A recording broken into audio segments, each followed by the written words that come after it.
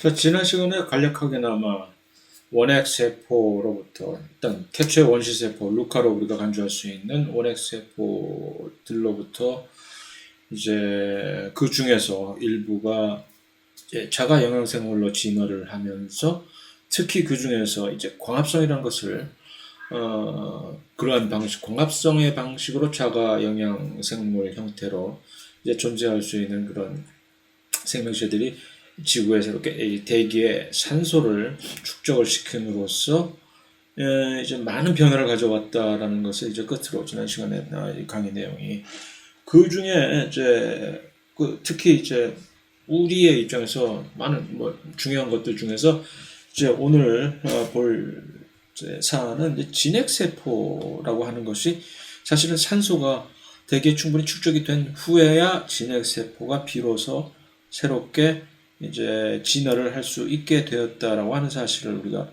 상기를 이제 하고자 합니다. 그래서 그것이 왜 그러냐 하면은 진핵세포라는 것은 모두들이 이제 미토콘드리아를 전부 가지고 있기 때문에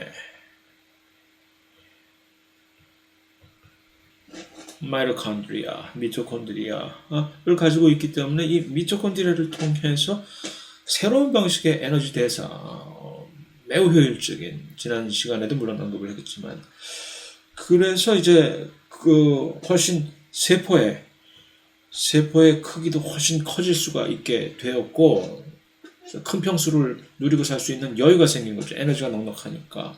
뿐만 아니라 이제 그 중에서 일부는 심지어 이제 다세포 생물로서 이제 멀티셀룰러 오르가니즘이라는 그런 새로운 형태로 해서 오늘날의 이런 동식물, 그 다음에 여러 곰팡이를 위한 균류들이 이제 탄생을 할 수 있게 된 것인데, 그래서 그 이제 진핵세포가 물론 이 진핵세포의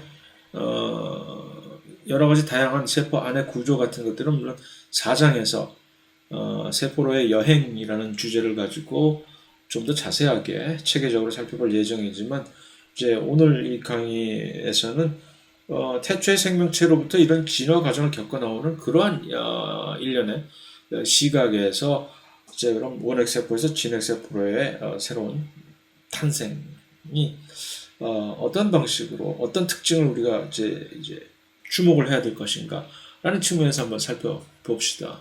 그래서 일단 진핵세포는 무엇이냐? 눈이 얘기했지만 핵을 가지고 있는 세포가 진핵세포인 것이죠. 그래서 핵이라는 것은 별게 아니라 그냥 핵막이라고 하는 이것으로 그들의 유전체를 이렇게 둘러싸고 보호를 해서, 그 다음에 또 한 가지가 이 진핵세포에서 두드러진 특징 중에 또 한 가지가 바로 소위 말하는 내막계라고 이제 일컬어지는 영어로 엔도멤브레인 시스템이라고 하는데, 이 내막계라고 통틀어서 얘기를 하지만 거의 대부분의 우리가 알고 있는 세포 소기관이라고 하는 이들이 사실은 이 내막계의 구성원이 되는 것이죠. 어원으로 가늠을 해보고자 하면 내막계라니. 사실 핵막이라는 것도 어떻게 보면 내막계의 일환으로 될 수 있다고 생각할 수가 있는 게, 막 속에 막이 있는, 일단 세포라는 것을 하나 우리가 살펴보면은 막으로 둘러싸여진 하나의 구성체이잖아요. 이 세포막. 그런데 세포막뿐만이 아니라 뭐가 또 있어? 뭐가 있는 거야 도대체? 이 안에 또 있다는 얘기죠.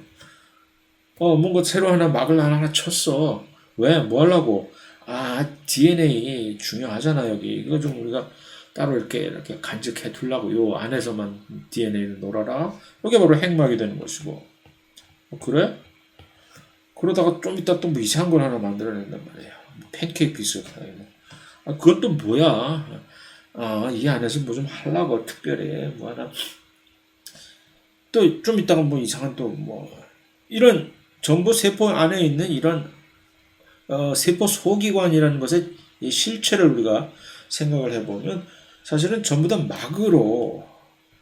막으로 둘러싸여진 안쪽에 있는 자기 나름대로의 어떤 일종의 지방자치제라고나 할까 독립체라고 할 수 있는 막 속의 막. 그러면 이제 그것들을 통틀어서 이제 우리 뭐라고 얘기할까? 그래서 내막계라고 칭하자라고 하는 것입니다. 그래서 진핵세포가 원핵세포하고 다른 두 가지 두드러진 특징이 바로 이 핵이 있으면서 핵뿐만 아니라 그 안쪽에 또 여러 가지 다른 안쪽에 있는 막을 쳐가지고서 자기 나름대로 어떤 이 영역을 설정해서 이제부터 이거는 나의 나름대로 어떤 특별한 세포 소기관이다 라는 것을 영어로 이제 오가넬이라고 하는 그런 것을 만드는 세포다라는 얘기죠. 이런 것들 그 안에다 이것저것 쌓아둘라니까 세포가 꽤 좀 등치가 커야 되겠죠.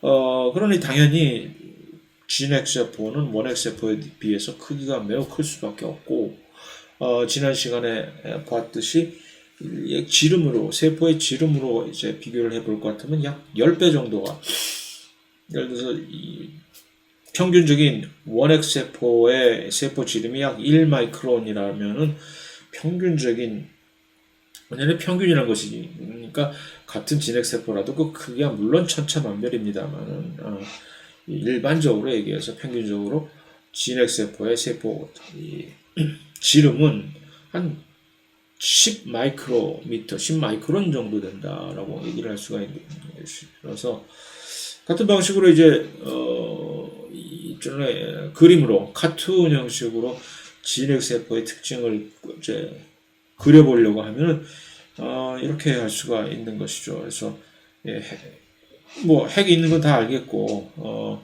핵 안에 뭐야 이 염색질이라니 뭔 소리야 이 크로모솜은 내가 들어봐서 알겠는데 염색질이라고 특별히 나오니 이건 뭐지? 요거 역시 이 용어 역시 진핵세포 안에서만 우리가 보통 이제 사용을 하는 세균의 염색체를 가지고 무슨 뭐 염색질이니 영어로 이제 크로마틴이라고 하는 이런 것으로 부르는 사례는 거의 없기 때문에 크로마틴이 뭐야 도대체 크로모솜하고 뭐가 다른데 라고 할 때 뭐 이제 나중에 4, 5장에 가서 살펴볼 내용이니까 일단은 그냥 뭐 접어둡시다. 그 다음에 무슨 뭐 뉴클리올러스는 또 뭐야? 뉴클리우스는 내가 들어봤는데 인이라고 영어로? 아니 한국말로? 뭔 소리야 이게? 그거 역시 이제 나중에.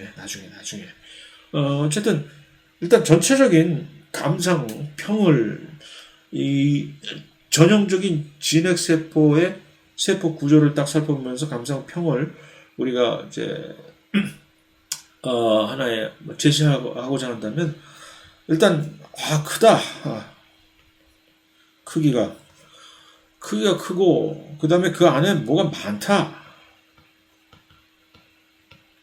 뭐 이렇게 많아 지저분하게 잡다하게 이 많은 이상한 것들 안에 뭐 세포 소기관이라고 하면서 뭐라고 좀 전에 뭐 네가 얘기한 대로 뭐 이게 뭐 내막계라며 라는 것인데 그 다음에 또 한 가지 우리가 잊지 못할 자는 이 친구들이 바로 그 유명한 미토콘드리아를 나타내는 것이죠.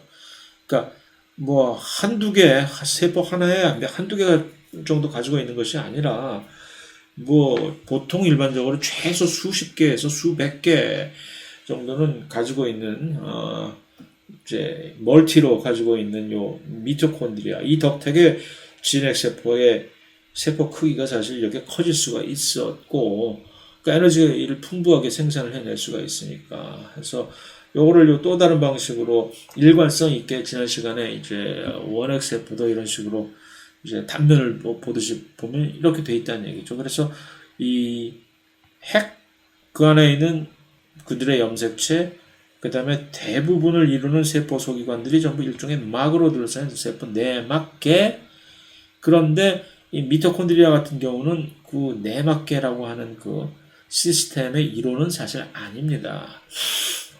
그것은 물론 오늘 이 시간에 정리를 해도 좋고 사실은 사장에 가서 왜 미토콘드리아가 내막계의 이론이 아닌지 하는 것은 조금 더 이제 그 논의가 좀 더 약간 심화되어서 우리가 할 수도 있을 것 같은데 어쨌든 그것이 이제 진핵세포의 특징인데 자 그러면 왜 이걸 이렇게 서두를 길게 하느냐 하면은 이, 이 친구들이 원핵세포에서 지금 뭐 진화를 했다며. 그럼 뭐가 진화를 하려면 뭔가 이제 새로운 거를 이렇게 얻게 되는데, 뭐 어떻게 해서 어떤 과정을 통해서 전혀 있지도 않은 뭐 이런 것들을 갑자기 평 하고 나 이제부터 진핵세포 할래 하고 그래서 봐라 나 이제 핵 있다 핵이라는 게 결국 핵막으로 둘러싸여 있는 어떤 영역이 핵이라는 것이죠. 핵만 있는 줄 아니? 나 지금 뭐 이상한 뭐 다른 뭐 세포 소기관도 있다. 이제부터 이들을 내 맘대로 불러줘. 그래주면 고맙겠어. 어? 어떻게 어쩌다가 너 그런 거 생겼냐? 라고 묻는다면은 오리진을 한번 살펴보자는 얘기죠. 기원. 어떻게 해서 니들 이거 다 얻게 됐냐 했을 때 그것이 이제 바로 진핵세포의 핵막과 내막계는 도대체 어떻게 생긴 것이냐, 너 어떻게 하다가 어쩌다가 그렇게 됐냐 할 때 이 핵막과 내막계의 기원을 한번 살펴보자는 얘기죠. 근원, 오리진. 그럴 때 이제 흔히들 얘기하는 것이 바로 내부 함입, 영어로 invagination이라고. invagination이라는 영어는 그냥 안으로 밀려 들어가서 주름이 접혀졌다는. 그래서 막이 바깥에 있는 막이 이렇게 바깥 안쪽 외부에서 압력을 가해지면 안쪽으로 접혀 들어가서 이 옷이 있을 때 옷을 잘못하다가 이 안으로 이렇게 하면 내부로 이제 주름이 접혀 들어갈 거 아닙니까? 근데 그 접혀 들어간 주름을 이쪽에서 우리가 핀을 꼽거나 이렇게 좀 그런 걸로 설명하기에는 너무 타이트한 옷을 좀 핀을 딱 꼽아서 이렇게 고정시켜 놓으면 이 안쪽으로 이제 완전히 주름이 고정이 되는 형식이 아니고 그게 일종의 인베지네이션이라고 이렇게 우리가 받아들일 수 있는데 동물의 이제 발생 과정에서 사실은 바깥쪽에 있는 막이 그 안으로 그런 식으로 인베지네이션을 형성해서 여러 개 뭐 하나, 둘, 세 개 정도의 서로 다른 이제 발생 과정에 이 막층을 형성하게 되는데 그와 비슷하게 일종의 거기서 영감을 얻었을지도 모르죠. 이제 생물학자들이 도대체 그럼 진핵세포가 되는 과정에서 핵막과 또 다른 여러 가지 소위 말하는 내막계라고 하는 요 안쪽에 있는 내부에 있는 막을 가진 그 구조체들은 근원을 어떤 식으로 소위 말하는 이제 저속한 이거 구라를 풀어야 사람들한테 이게 먹혀 들어갈까? 라고 했을 때, 인베지네이션이라고 아마 하지 않았을까. 뭐, 어디까지나 그 누구도 거기 가서 지켜본 일이 없으니까 상상은 자유고, 해서. 다만, 이제 그 상상을 어떤 식으로 그림을 그리느냐 했을 때 이런 식으로 그림을 그릴 수가 있는 것입니다. 그래서, 어쩌다 보니까, 어쩌다 진핵세포라는 이 과정을 우리가 한번 복기를 한번 해봅시다. 이렇게 돼 있을 때 지금 현재 이제 원핵세포와 전혀 다름없는 원핵세포예요. 원핵세포. DNA가 그냥 이렇게 naked DNA 안에 있는 원핵세포입니다. 그런데 어쩌다가 양쪽에서 누군가 아침에 출근 시간에 지하철을 타고 간 건지 밀어 이렇게 밀지 마 근데 자꾸 밀렸어. 그럼 아까 얘기했듯이 그 세포막의 일부가 밀려가지고 주름이 안쪽으로 접혀 들어가는 이런 식으로 뭔가 주름이 안쪽으로 이렇게 접혀 들어가는 거. 근데 이게 계속 출퇴근길 만원 지옥철을 타고 다니다면 그 주름이 계속 그쪽에서 압력이 가해진다는 그런 상상을 한번 해볼 수가 있지 않겠어요? 그러다 보니까 이들이 훨씬 심화돼서 이쪽과 이렇게 경계선에 맞닿아서 미군과 소련군이 엘바강에서 조우를 했듯이 2차 대전에서 그렇게 조우를 해서 그러면 이 중간에 샌드위치가 돼버린 이 DNA는 그냥 뭐 어쩌다 보니까 나는 철창 속에 갇힌 그러고 나서 이런 막이 이제 너는 이제 여기서만 놀아라. 그러고서 이제 이것은 우리 이제 핵막이라고 부릅시다. 라는 일종의 동화 속의 얘기입니다. 그런데 그게 약간 신빙성이 있는 게 실제 진핵세포의 이 구조를 보면은 이 핵막과 바깥쪽에 있는 이렇게 연결이 되어 있는 마치 그 미로 메이즈 미로들이 이런 식으로 통로가 연결되어 있듯이 핵막의 어느 일부분하고 바깥쪽에 있는 이것을 우리는 조면 소포체라고 얘기를 하는데, 소포체. 이들이 소표체? 소포체. 글씨 좀 잘 썼으면 좋겠는데. 이 조면 소포체들이 어느 연결 부분이 있어요. 서로 이제, 그러니까 완전히 끊어진 어떤 독립적인 경계가 아니라. 그게 이제 밀다가 뭐 이렇게 하다 보니까 이렇게 됐으리라고 하는 것을 일종의 약간 입증하는 어떤 증빙이 아님 하고 이렇게 하는데, 그럴 수도 있고 아닐 수도 있는 뭐 얘기죠. 어쨌든 간에. 그래서 현재로서 가장 밀고 있는 생물학자들이 가장 미는 이론은 바로 이런 뭐라고? 함입, 내부 함입에 의한, 영어로 뭐라고? invagination이라고 하는, 내부 함입설이라고 얘기를 할 수가 있죠. 내부 함입설. 내부 함입설이 바로 이 핵막과, 진핵세포의 핵막과 내막계의 근원을 설명을 해줄 수 있는 가장 유력한 이론이다라는 것입니다. 좋아. 뭐 그냥 접어두자. 그런데 말입니다. 여기 이것으로 내부 함입설로 설명이 되지 않은 아주 골칫덩어리 녀석이 또 있다는 얘기죠. 진핵세포 안에서 발견되는 세포소기관은 모든 세포소기관들이 그 내막계에 포함되지 않는다라는 얘기가 여기서 나오는 얘기죠. 그들이 누구냐? 바로 이 미토콘드리아하고 엽록체. 우리 동물들은 엽록체는 없지만 식물들은 엽록체와 미토콘드리아를 둘 다 가지고 있는데, 이 둘 다가 그들의 근원은 뭐 어쩌고 저쩌고 내부 함입설로는 도저히 설명이 안 되는 이상한 구조를 갖고 있거든요. 안 돼, 설명이. 이걸 뭐라고 딴 구라를 어디서 끌어와야 될 거 아닙니까? 그래서 진짜 그러면 또 하나 만들어야지. 그것이 이제 이 미토콘드리아와 엽록체라는 그들의 기원을 설명하기 위해서, 뭐 진핵세포에 버젓이 살아서 숨쉬고 있는 이들에 대한 기원을 무시해 버릴 수는 또 없는 얘기 아닙니까? 그래서 그들을 위해서 따로 이렇게 이 이론이 소위 말하는 내부 공생 이론이라고 하는, 명어로 엔도심바이오시스 티어리라고 해서 이것을 설명을 하는, 이거 역시 이제 미토콘드리아와 엽록체의 기원을 설명하는 데는 가장 현재로서는 유력한 이론으로서 꽤 설득력 있는 증거들도, 이것을 뒷받침하는 증거들도 있습니다. 그 하나하나 세 가지의 기본적인 주 증거가 있는데, 그것을 여기서 오늘 거론할 생각은 없고, 나중에 세포로의 여행장으로 들어갔을 때 다시 소환을 해서 한번 얘기를 해볼까 합니다만, 어쨌든 오늘은 이제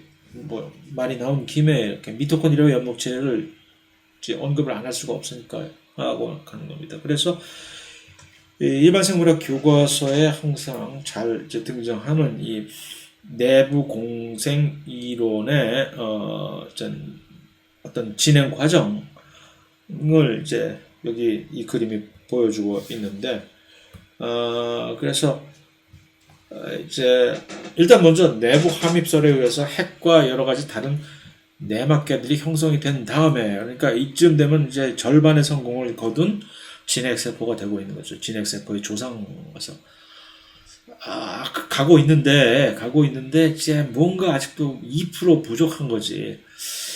자꾸 점점 살림살이는 늘어나는데, 이렇게 내막계 살림살이 늘어나는데 뭔가 허전하고, 이대로 가다가는 내가 과연 얼마나 이제 유지가 될 수 있을까 불안하고, 그런데 오늘 갑자기 축복이 내려지는 거죠. 누군가가 갑자기 쑥 하고 불쑥 문도 안 닫은 노크도 없이 쑥 들어온 거예요. 이제 그 누군가가 바로 세균. 독립적으로 이제 세균인데, 이 세균이 바로 미토콘드리아의 조상격인 세균이었다라는 얘기입니다. 여기 마이토콘드리온이라고 하는 게, 미토콘드리아 하면 사실 이게 복수거든요. 단수로 사실 엄밀하게 영어로 표현은 마이토콘드리온 해야 되는데, 그렇다고 해서 우리가 한국말로 이걸 얘기할 때 미토콘드리온, 미토콘드리아 하고 이렇게 구분해서 얘기 안 하잖아요. 그냥 대충 하는데, 다시 말하자면 이 근원을 설명하는 데에서 미토콘드리아의 조상은 사실 누구였느냐, 그 정체를 우리가 이제 정립을 하고자 하면 그들은 독립적으로 생활하던 세균이었다는 얘기죠. 세균은 세균인데 아주 신박한 재주를 습득한 이상한 세균인 거죠. 그래서 그 세균은 산소를 이용할 줄 알며 그래서 그 산소를 이용을 해서 여태까지는 볼 수 없었던 희한한 에너지 이제 제조 방식을 ATP로서의 에너지 제조 방식을 가지고 있어요. 그런 비장의 히든 카드를 가지고 있는 아주 무시무시한 능력자였다는 얘기죠.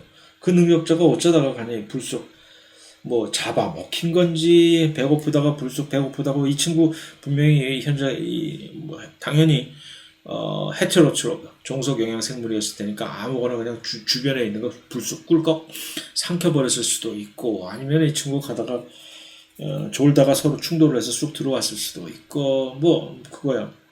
그런데 이제 문제는 들어와서 보통 이렇게 이런 식으로 들어오면, 세포 안으로 들어오면 나중에 사장에서도 우리가 보겠지만 이런 식으로 들어온 모든 이 외부 물체들의 운명은 무참하게도 무자비하게 이 분해가 돼서 일종의 소화가 되는 거예요. 소화.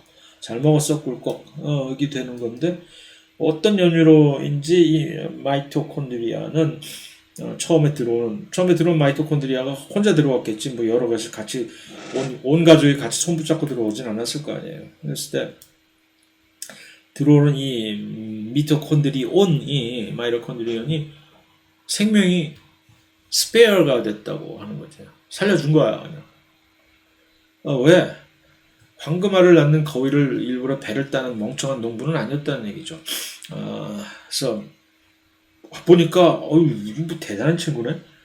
내가 얘를 오늘 점심이 배고파서 얘를 잡아먹고 나오면 그 다음에는 참 나는 좀 멍청하다고 하겠지. 살려주자 하고, 야야 너 좀 이리 와봐. 나하고 계약서 쓰자. 너하고 나하고 이제 안에서 같이 사는 게 이제부터. 이 안에서 살면 너도 참 포근하고 언제나 좋잖아. 그 대신 너 나한테 계속 ATP 주면 돼. 보통 일정 공생관계가 그런 식으로 설정이 되거든요. 이것뿐만 아니라 여러 가지 대표적인 공생관계로 우리에게 아주 유명하게 잘 알려진 그 뿌리 혹 박테리아와 콩과 식물들의 이 공생관계, 그런 것들처럼 그 안에 들어가서 그냥 스스럼 없이 사는 거예요. 이 뿌리 혹 박테리아 세균이 식물의 뿌리 안에 들어가서 자기 나름대로의 영역을 하나 딱 구축을 하고서 건드리지 마, 건드리면 죽어 하고, 그 대신에 나는 너에게 질소를 제공해 주마. 그러니까 이 콩과 식물들은 질소 비료 안 줘도 이들 덕분에 그래 그럼 나도 뭔가를 줘야 되겠지, 떡을 주마. 그래서 이제 당분을 주고 그래서 서로 이렇게 윈윈하면서 계속 살아가는 건데, 근데 이거는 그거보다는 훨씬 더 밀접한 이 공생관계로서 거의 이제 뭐 같은 이론이 되어버리는 한 집안, 한 지붕 세 가족이 아니라 한 지붕 그냥 똑같은 가족이 돼서 같이 생활하는 그런 형태인데, 만약에 이것이 사실이라면 물론 아니 이 생각을, 미토콘드리아가 뭔지 어쨌든 그 세균이 들어왔는데 불쑥 들어왔는데 그거를 이제 어떤 큰 덩치 큰 또 다른 원액 세포가 이제 진핵 세포 거의 다 돼가는 과정인 원액 세포겠죠. 지가 무슨 뭐 브레인이 있어 뭐가 있어, 그냥 얘가 아주 소중한 존재니까 내가 죽이지 말고 살려두고 같이 잘 구슬러서 같이 살아야 되겠다, 그런 생각으로 하는 친구가 어디 있습니까 세상에. 그런 일은 없잖아요. 어쩌다 하다 보니까 뭔가 2% 부족한 함량 미달의 세포였겠지. 이 주인 호스트 세포가 들어왔는데 어쩔 줄을 몰랐겠지. 분해는 시켜야 되는데 분해할 능력을 갑자기 상실했다든가 뭐 하다 보니까 그렇게 된 모든 이 생물학에서의 이벤트는 어쩌다 보니까 일어나는 것이지 어떤 계획하에 일어나는 일은 없다는 사실을 언제나 항상 우리는 그러한 것을 염두에 두고 언제나 이런 유추 상상의 나래를 펴야 되겠지요. 그래서 어쨌든 미토콘드리아를 획득한 이 세포는 그러면 무엇입니까? 오늘날의 모든 헤테로트로프, 동물을 위시한 모든 종속 영양생물, 영양 진핵 세포의 조상이 되겠죠. 우리도 포함이 되는 것이고. 그러면 이제 일단 진핵세포에서의 완전히 한 획은 그은 거죠. 난 이제 완전한 진핵세포로 치면 난 완전체야 하고. 그것이 이제 내부 공생 이론의 근간입니다. 도대체가 믿기기 어려운 누가 들어와가지고 뭐 이런 식으로 막 말이 돼? 그러니까 우리 몸 안에서 세균을 한 마리, 세균이 한 마리도 아니고 이제 세균들의 그 자손놈들을 여러 마리를 수백 마리를 계속 같이 키우면서 살고 있다는 얘기야? 참나. 그런데 그러기에는 그렇게 아주 웃고 넘기기에는 너무나도 그럴듯한 증거들이 그것들을 입증하는 증거들이 누구들처럼 증거가 차고 넘치지는 않을지라도 우선 꽤 있거든요.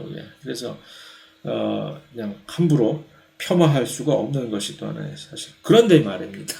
그런데 여기서 이제 또 한 가지 살다가 로또 한 번 맞기도 사실 거의 힘든 일인데 살다가 로또를 2번 당첨이 되는 일이 세상에 얼마나 될까라고 이렇게 잘 살고 있다가 어느 날 누군가가 이 모두 중에 일부가 극히 그들의 후손 중에 일부가 갑자기 또 누군가가 불쑥 똑똑하고 들어온 거예요. 이제 이 친구는 미토콘드리아의 조상격인 그런 그 세균하고는 또 다른 형태의 세균인데 이 친구도 원핵 세포인데 이 친구는 ATP를 뭐 산소를 이용해가지고 뭐 엄청나게 다량으로 만들어내는 그런 아주 엄청난 재주는 가지고 있지 못하지만 그와 필적하는 빛에너지를 가지고 뭐 희한하게 당분을 만들어버리는 세상에 듣도 보도 못한 그런 이건 뭐 거의 신의 경지에 이런 수준의 능력을 가지고 있는 능력자가 또 안으로 쑥 들어온 게야. 아니 이런 귀한 손님을 내가 지금 배가 고프다고 잡아 먹어버리면은 나는 대대손손 완전히 비웃음거리가 역사책에 길이 남는 어떤 비웃음거리가 되겠지. 안 잡아먹지. 그래서 결국은 누가 되는 거야? 자, 광합성을 이제 할 수가 있게 되는 거죠. 그 친구 덕택에.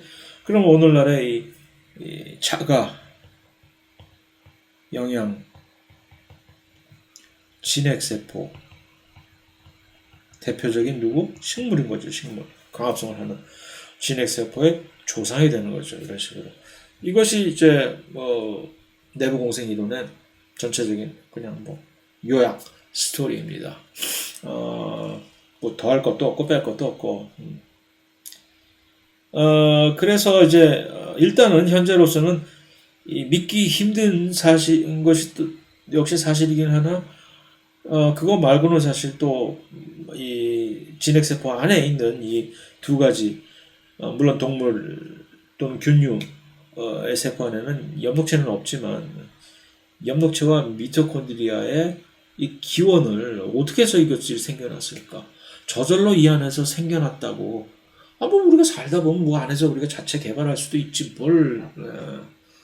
뭐 자체 핵 개발은 북한만 하냐? 이제 그러기에는 그런데 전혀 여러 가지 이 앞뒤가 안 맞는 그렇게 하기에는 이건 분명히 밖에서 누군가가 이제 들어온 거라는 더더군다나 그 들어온 자체의 조상은 그건 원핵 세포임이 스스로 독립적으로 생활하던 세균 세포임이 분명하다라는 얘기거든요.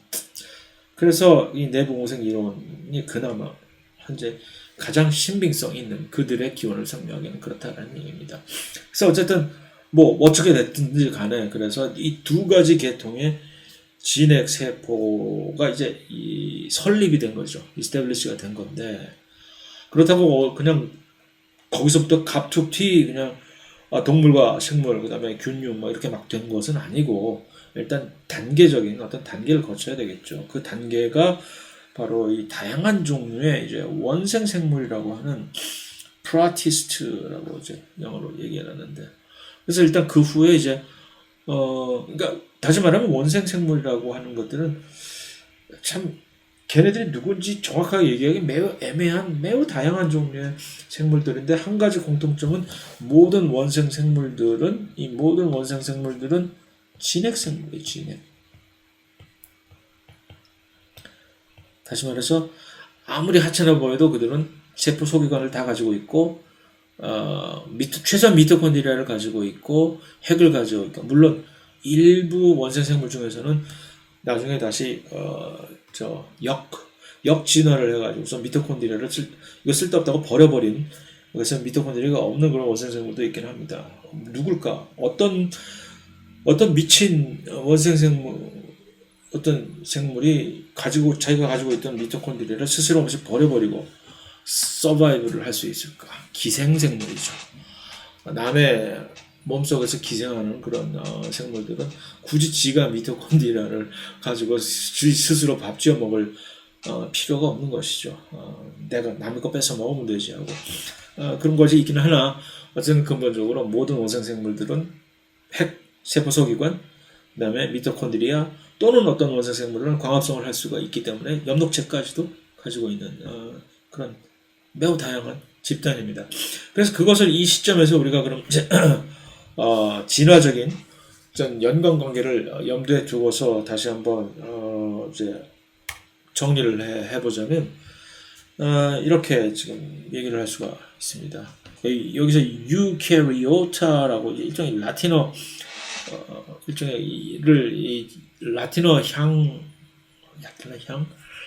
스타일을 이제 가미를 해서 유캐리오타 해서 진해생물 계라는 거 알겠죠? 누구까지 포함이 되는 걸까요? 이만큼이 전부 이제 유캐리오타라고 하는 진핵생물 그룹이 되는 거죠. 지금 여기서 이제 보여주고 있는 이 모든 계통도라는 것이 이 모든 생명체를 크게 세 개의 영역으로, 3영역으로 여러분들의 교양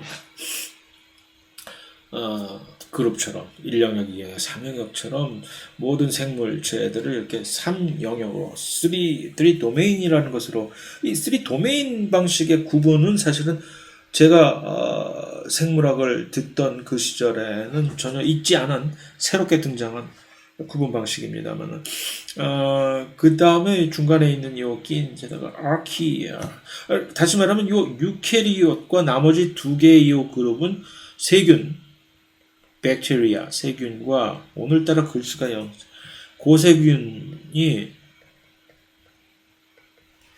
오늘 역시 지금 밤 12시에 지금 이걸 동영상을 찍고 있는 것이기 때문에 정신이 혼미해져서 아마 글씨가 훨씬 더 흔들리는지도 모릅니다만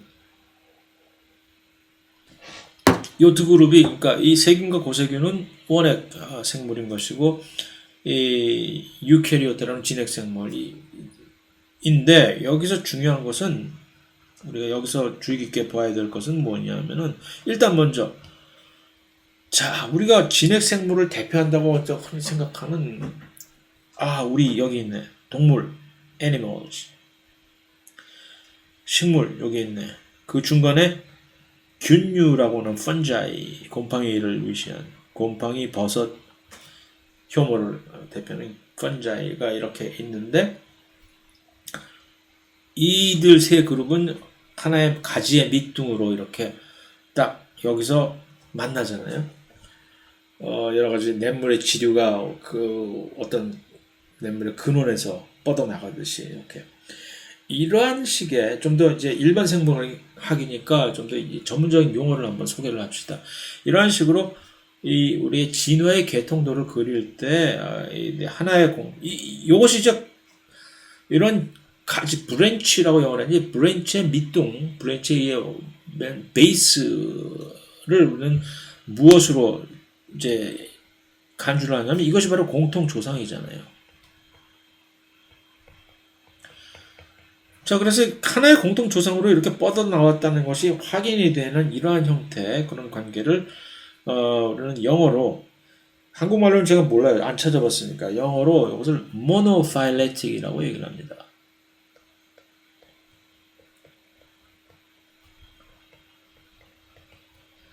그러니까 이들은 뿌리가 이제 확실히 근원이 확립이 돼서 한 공통 조성으로 뻗어져 나온 것이 확인이 된 그러한 계통이죠. 모노파일레틱가. 거의 대부분 다 그런 식으로 공통 조성이 확인이 돼서 모노파일레틱인 경우가 많습니다. 여기서 이제 파일레틱이라는 얘기는 진화적인 계통을 우리가 살펴본다는 그런 뜻입니다. 진화 계통. 그런데 말입니다. 그런데 여기 있는 그 나머지 요 우리가 흔히 알고 있는 동물, 식물, 균류의 세 그룹이 이제 대표적인 진핵생물인 줄 우리가 알고 있었다면은 자 잘못 알고 있었다라는 얘기죠. 나머지 이 친구들은 뭐냐 도대체? 니들은 뭐냐? 살벌하게 많네 종류가. 이게 다 원생생물이라는 얘기거든요. 원생생물. 그러니까 이제 전체적인 이 큰 그룹 진핵생물의 큰 그룹이 이제 모노파일레틱의 그 관점에서 보면 어디로 거슬러 올라가서 누구와 갈라져 나오는지를 한번 살펴볼 수가 있잖아요. 여기잖아요. 여기 누구와 맞닿아 있죠? 어머나 세상에 고세균과 맞닿아 있네. 그러니까 이게 진핵생물이 요 전에 슬라이드에서 우리가 살펴봤던 진핵생물이 누구로부터 사실 이제 유래가 됐느냐, 진화했느냐? 원핵생물에서 진화했다며. 그런데 문제는 원핵생물도 종류가 다 있잖아. 급이 다르잖아. 급이. 고세균이 있고 세균이 있는데 그 둘 중에 누구였을까? 우리의 조상은. 그런다면 대부분의 사람들은 일단 심정적으로 그래도 고세균은 말이 고자 완전히 원시적인 그런 세균처럼 보이는데 설마 우리가 그들로부터 그래도 있지 가오가 있지 이렇게 우리가 어드밴스드가 된 개체인데 최소한 세균하고 조금 근데 아니에요. 딱 보면 우리는 고세균으로부터 갈라져 나온 그 고세균의 일부. 그러니까 지금 오늘날의 고세균과 옛날의 고세균과의 이 공통 조상이죠. 이것이. 그러니까 누누이 얘기하지만 우리가 현재 보고 있는 아무리 미개해 보이고 미천해 보이는 무슨 세균, 고세균 뭐 이런 것들도 나름대로 그 장구한 역사를 통해서 진화를 해온 그 결과물이라는 얘기죠. 오늘날의 그들을 보고서 그들이 옛날도 똑같이 이런 형태였다라고 생각하는 것은 오산이다라는 얘기죠. 이건 뭐 무슨 근거로 이제 우리가 고세균으로부터 갈라져 나왔다는 걸 아는 거야. 여기서 이제 DNA 염기 서열의 비교의 이제 파워가 여기서 드러나는 거죠. 이거 사실 우리하고 고세균하고 세균하고 우리가 얼마나 누구와 더 가까웠을까 생김새로 구분을 할 수는 없는 논란이에요. 사람의 생김새, 진핵생물의 생김새와 고세균의 생김새, 세균의 생김새 비교하기가 그러지 않고 DNA 염기 서열을 특정 지역에 리보소말 RNA를 만드는 DNA를 염기 서열 분석을 해가지고서 이거를 딱 확인을 해버린 거죠. 우리가 고세균과 더 가깝네. 이거 말고도 사실 고세균들이 이 진핵생물과 훨씬 더 가까운 여러 가지 이제 세포 안에서 분자 생물학적인 여러 가지 캐릭터들이 있습니다. 지금 여기서 다 열고 할 필요도 없는 것이고. 근데 그래서 그것이 첫 번째 여기서 이 그림에서 이 그림 하나만 가지고도 그러니까 많은 것을 우리가 이제 판단을 하고 이제 세월아 내어라 토의를 할 수가 있다는 얘기죠. 그래서 첫 번째 우리는 고세균으로부터 떨어져 나왔다.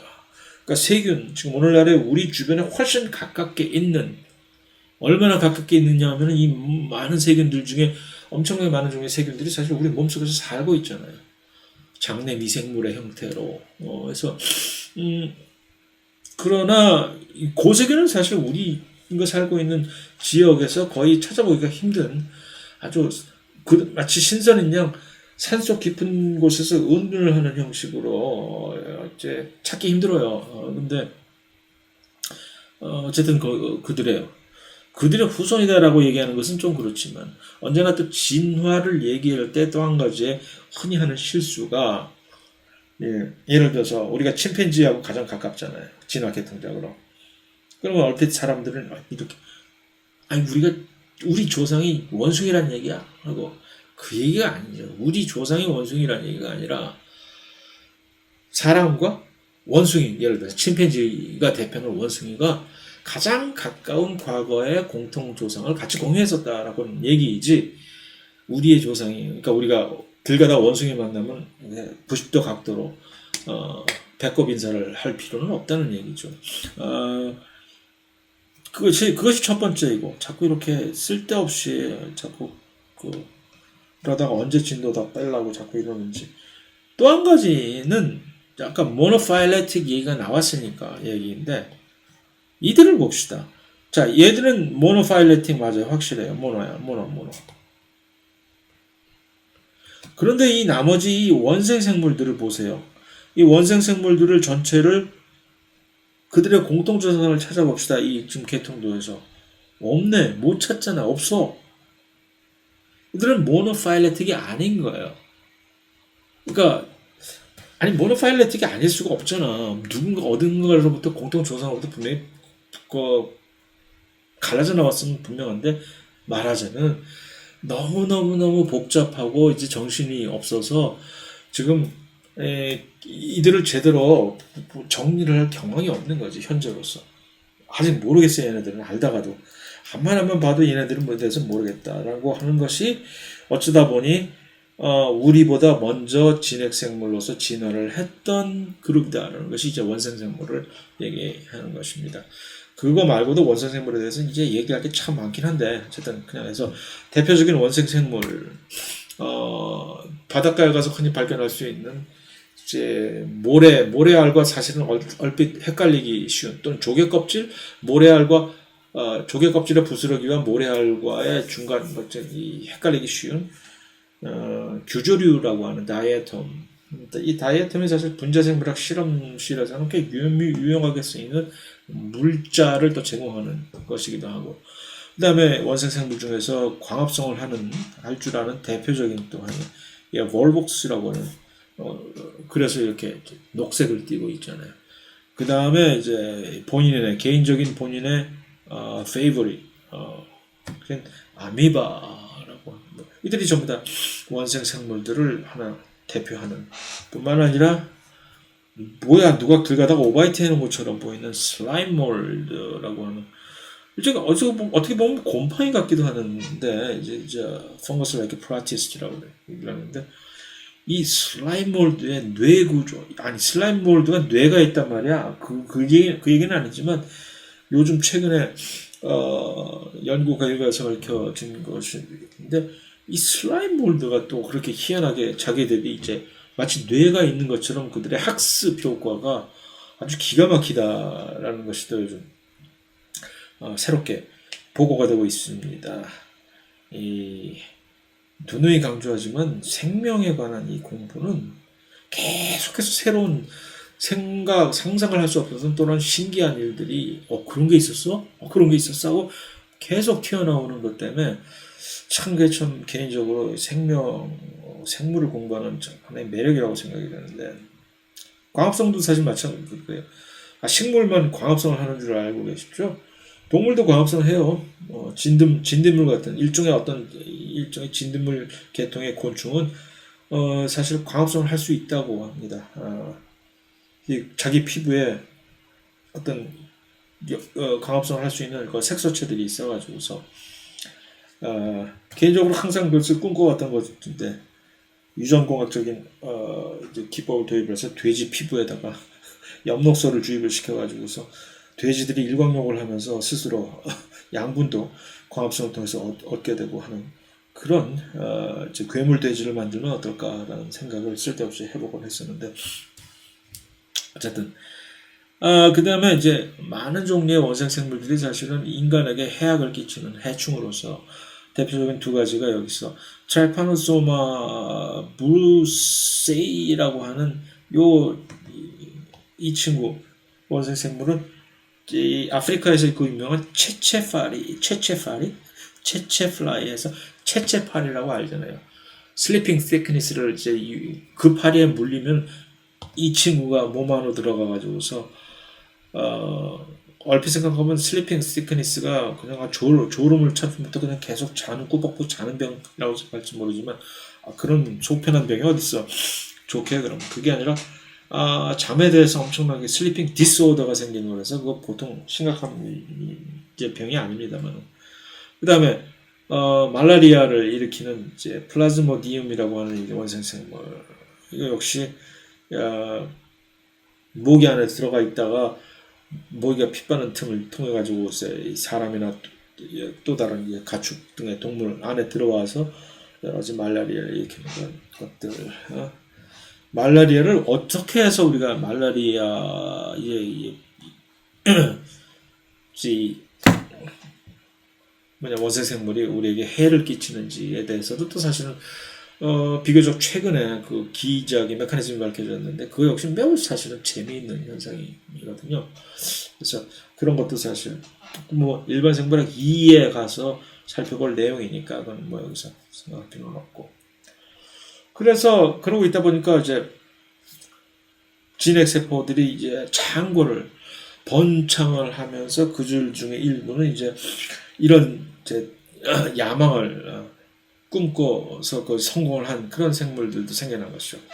다세포 한번 해보자, 우리 대기업 한번 해보자 해서 이 다세포 생물의 출현이 비로소 진핵생물 중에서 일부가 이제 구현을 하게 된 것입니다. 다시 정리하자면 다세포 생물이 되기 위해서는 그럼 세 가지 중심어가 다세포 생물과 연루가 되어 있다고 얘기를 할 수가 있겠죠. 첫 번째는 그러니까 다세포 생물은 모두가 진핵세포다라는 점인 것이고, 진핵세포라면 된다. 두 번째는 진핵세포 중에서도 가장 이제 다세포 생물이 되기 위해서 가장 매우 중요한 역할을 하는 세포 소기관이 바로 이 미토콘드리아라는 얘기죠. 왜? 많은 양의 에너지가 이 미토콘드리아에서 제공이 돼야만 되게 돼요. 그래야 내가 이제 큰 덩치를 키울 수가 있다는 얘기고.